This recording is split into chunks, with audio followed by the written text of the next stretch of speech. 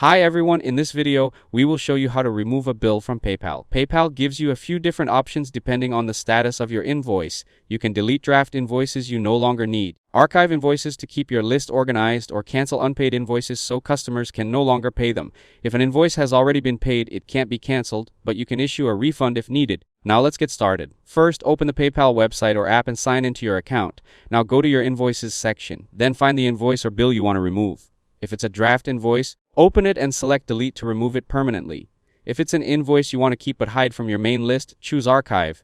If the invoice has been sent but hasn't been paid yet, click the more options icon. Then select cancel invoice. After that, choose whether you want to notify your customer about the cancellation. Now, confirm the cancellation. If you're using the PayPal mobile app, open the invoice, tap the more icon, and then select cancel invoice. Remember, if the invoice has already been paid, it can't be canceled.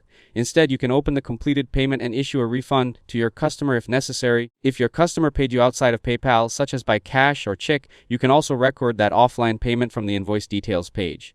If this video helped you out, don't forget to leave a like and subscribe to the channel. Thanks for watching, and I'll see you in the next one.